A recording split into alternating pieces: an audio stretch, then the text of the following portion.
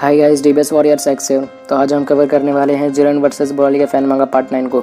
अगर आपने अभी तक इसका पार्ट 1 से 8 तक नहीं देखा है तो सभी पार्ट्स के लिंक आपको डिस्क्रिप्शन में मिल जाएगा।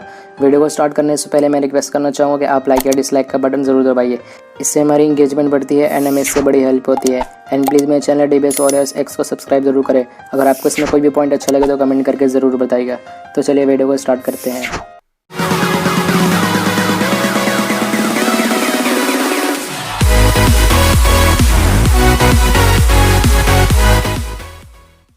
तो नेक्स्ट पार्ट की स्टार्टिंग में हम देखते हैं कि ब्रॉली के बॉडी से रोशनी निकलना कम होता है और उसके बाद हम ब्रॉली को न्यू फॉर्म में देखते हैं। चिल्लाए ब्रॉली को हैरत से देख रही होती है। तभी ब्रॉली एक स्माइल करता है। इसका मतलब यह है कि ब्रॉली अपने कंट्रोल में आ चुका है। इसके बाद विस कहता है, क्या Broly true legendary super San God हो सकता है?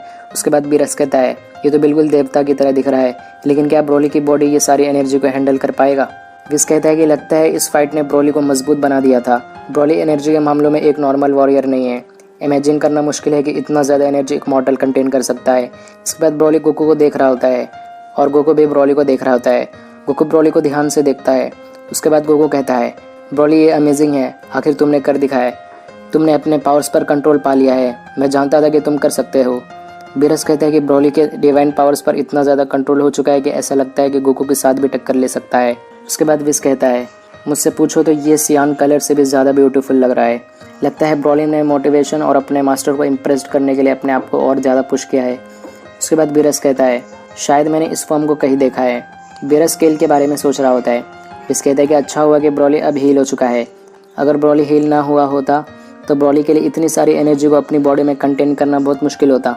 शायद ब्रॉली ने इस फॉर्म को पहले भी अचीव करने की कोशिश किया होगा, लेकिन ब्रॉली पहले इंजर्ड था, तो इसी वजह से वो इस फॉर्म को अचीव नहीं कर पा रहा होगा। उसके बाद बेलमोंट ब्रॉली के चेस्ट से निकली हुई रोशनी को देखकर कहता है, ये कैसी रोशनी है? उसके बाद विस जवाब देता है, सुपर सेंट ट्रांसफॉर्मेशन के लिए इम्पोर्टेंट है कि वो बॉडी के कोई भी एक हिस्से पर अपनी एनर्जी को कॉन्सेंट्रेट करे।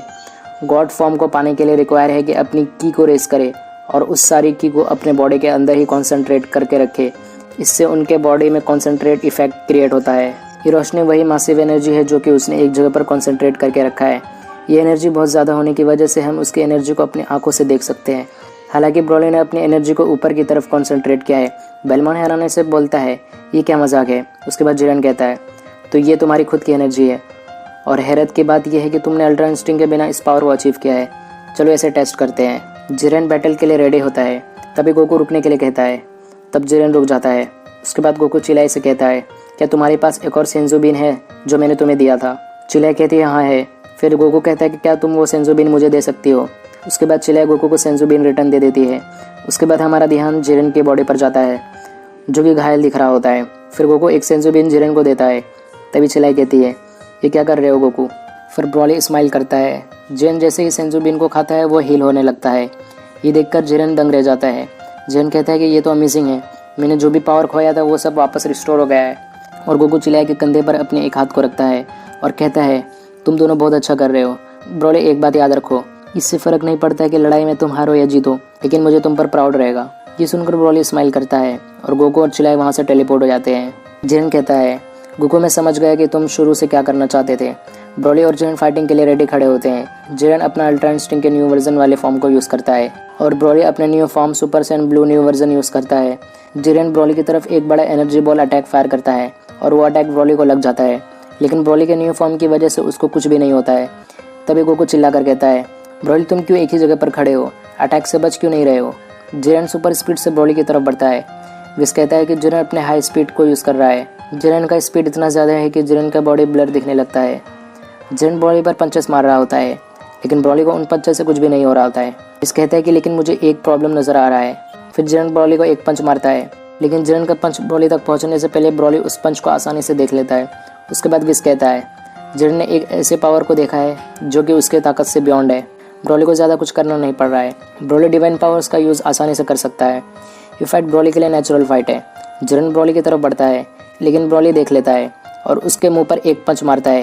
ये पंच जिरेन के मुंह पर काफ़ी इफेक्ट वाला पंच पड़ता है। ब्रॉली के पंच से जिरेन दूर चला जाता है।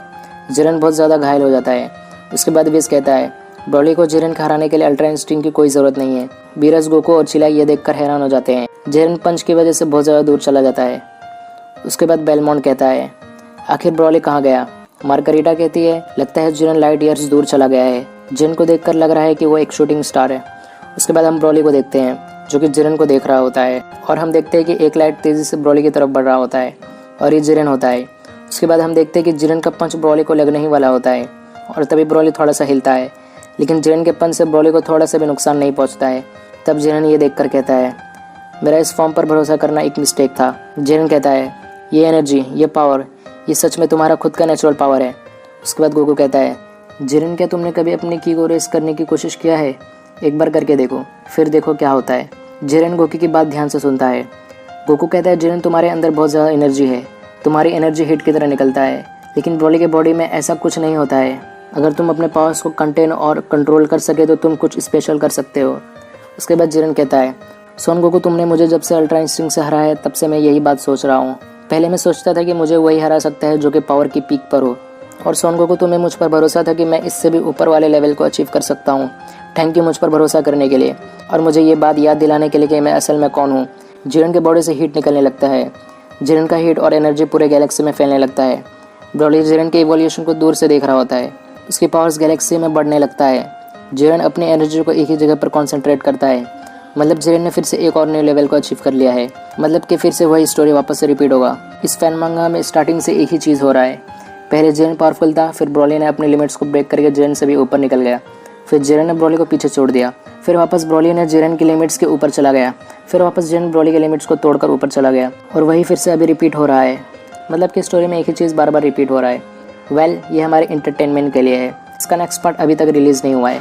इसका नेक्स्ट पार्ट जनवरी में रिलीज़ होगा, तो वेट करिए इसके मांगा का नेक्स्ट चैप्टर के लिए। इसका नेक्स्ट पार्ट आते ही मैं इसका एक्सप्लेनेशन वीडियो बना दूंगा। अगर आपको वीडियो पसंद आया तो वीडियो को लाइक और चैनल को सब्सक्राइब जरूर करिएगा।